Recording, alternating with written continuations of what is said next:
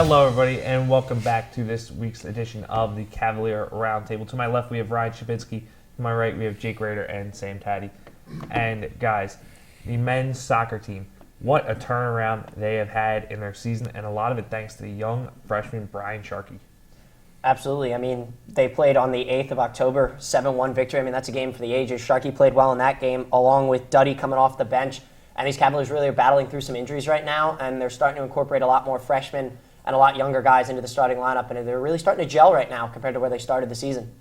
Guys, let me tell you, this Sharkey-Lobiondo combo, 7-1 against Marywood. Look, you're a team coming off a championship season, and there's always going to be that little hangover. As a former college athlete myself, it's tough when you go from a great team and then you can be a horrible team. But Lobiondo, Sharkey, this team's on a roll right now. 7-1 against Marywood, Sam, how about that, right? No, yeah, it's really been a turnaround for this team so far, coming off of the 3-game loss against Keystone, Alvernia, and then Newman all back-to-back. This Marywood game was no doubt a really big game for them. And it's nice to see these freshmen like Sharkey really performing. He had 2 goals in the Marywood game, 1 goal in the Centenary game, and Lobiondo, 2 goals Marywood game as well. The offense is very much performing right now. And I just want to point something out. We sat here on this panel 2 weeks ago. All of you, especially you, were criticizing the men's soccer team, saying stuff about outside, all that. And I was the one who said, hey guys, let's just relax here and keep the faith. We're on a 3-game win streak. We just won 7-1. I would like an apology. I'm Two-game win streak. Not going to issue that apology well, either. I'm going to stay not 100% sold on the men's soccer team yet. Marywood, not that strong of a program, and you just beat Centenary. Centenary is 99.9% of the time bottom of the conference. I don't mean to slander Centenary. Oh, wait, yes, I do. Anyway, but if we beat Newman, that is going to be the team that we're going to see in the conference championship. It's either going to be Newman or Immaculata. 90% chance it's going to be Newman. And we just lost to Newman, so they need to rebound there. So until they can beat Newman, I'm still not 100% sold. Well, I don't think bad teams win 7-1, but that's not here nor there. See, I'm not sold. You're not sold I'm either. Not sold. I'm not issuing an apology is what I meant. You should issue an apology. You both should. No. Here's why.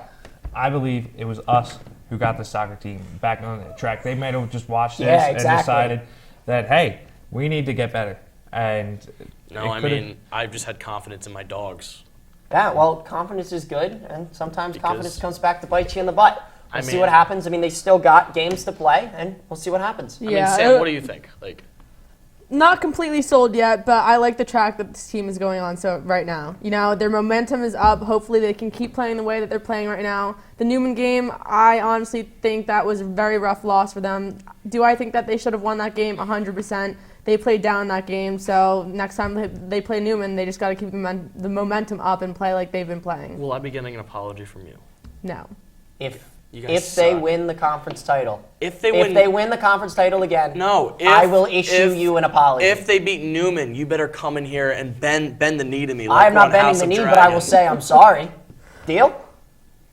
No, you got to bend the knee, man. Absolutely not. All righty, guys. I will not bend the knee. You should bend the knee.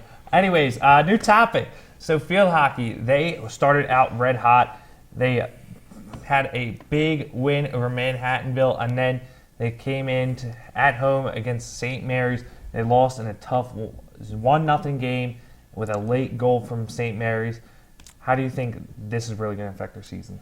I don't think it'll derail them too much. They expected St. Mary's to be a close game. You saw the conference championship from last year. They won that game in OT. But I think the thing that killed them was having to wait so long to play another game. You dismantle Manhattanville on October 5th, and then you got to wait till October 12th to play another game. That kills momentum for a team. So you saw the Eagles do that when they started 3-0 and had to go right into the bye week. Killed their momentum. They went downhill, and it happened again here. Hopefully the slide does not continue. I don't think it will. Yeah, it's a very good point. They did have a lot of time off. Heartbreaking loss yesterday.